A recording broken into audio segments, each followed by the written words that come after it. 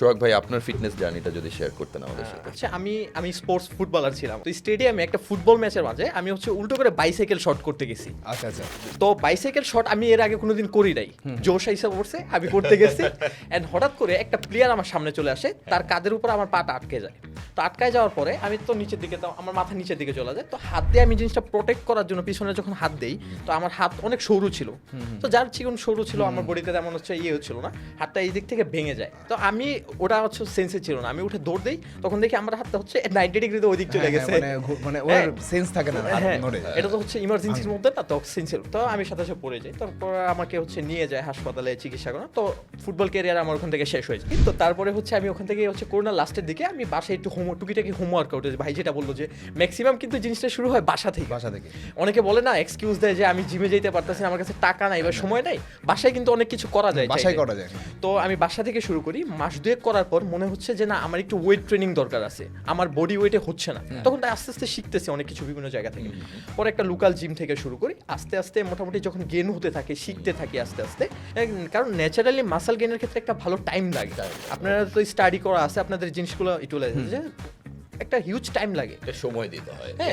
এটা এক দুই দিন হয় না হয়তো। এখন হয়তো অনেকে মনে এনহ্যান্স বডিদের সাথে কম্পেয়ার করে অনেক কিছু বলতে পারে, বাট তারা যদি নিজেরা শুরু করে, অনেকে দেখবেন বলবে যে তোমার এই বডি বানাইতে এতদিন লাগছে। আমি জিমে গেলে হয়তো 2 মাসে হয়ে যাবে। জিমে গেলে বুঝতে পারবে যে কতদিন সময় লাগে রেজাল্ট আসতে। এই যে বলেন না যে মোটিভেশনে কিন্তু হয় না, একটা প্ল্যানিং লাগে, একটা গোল লাগে। আপনি জিমে যান হেলদি থাকার জন্য, আপনি জিমে যান সুস্থ থাকার জন্য, আপনি আপনার ফ্যামিলিকেও জিমে পাঠান। আপনার থেকে বেশি গুরুত্বপূর্ণ আপনার বাবা মা, তাদেরকে একটু জিমে পাঠান, যেন তারাও একটা হেলদি লাইফ। তাদেরকে নিয়মিত আপনি ডাক্তারের ওষুধ কিনে দিচ্ছেন, তাদেরকে জিমে গেলে হয়তো এই জিনিসটা কমে যাবে।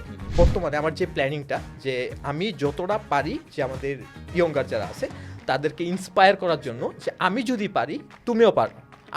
আমার কাছে সত্যি বলতে একটা টাইমে কিচ্ছু ছিল না, এখন হয়তো অনেক কিছু আস্তে আস্তে আসতেছে, ইনভেস্টমেন্ট করতেছি, ইন ফিউচার হয়তো অনেক কিছু হবে। তো এটা যে ভাই যেটা বললো যে প্যাসিভ ইনভেস্টমেন্ট জিনিসটা অনেক গুরুত্বপূর্ণ জিনিস। এখন হয়তো ওই যে ভাই বললো যে আমি এখানে বসে আছি, আমার কোনো প্রবলেম নেই, কাজে যেতে হচ্ছে না। তো এই যে আপনি প্যাসিভ ইনভেস্টমেন্ট যদি করে রাখেন, আপনি কাজ না করেও কিন্তু আপনার অ্যাকাউন্টে টাকা আসতে থাকবে। আপনি হয়তো দুবাই গিয়ে চিল করতেছেন, ঘুরতেছেন, কিন্তু আপনার অ্যাকাউন্টে কিন্তু টাকা আসতেছে।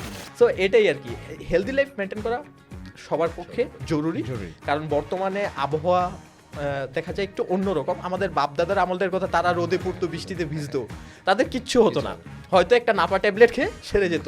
এখন হয়তো দেখা যায় একটু হইলে মহামারী আকারে ধারণ দেয়, হাসপাতাল 7 দিন পরে থাকতে হয়। তো এই জিনিসটার জন্য ফিটনেস জিনিসটা দরকার আছে।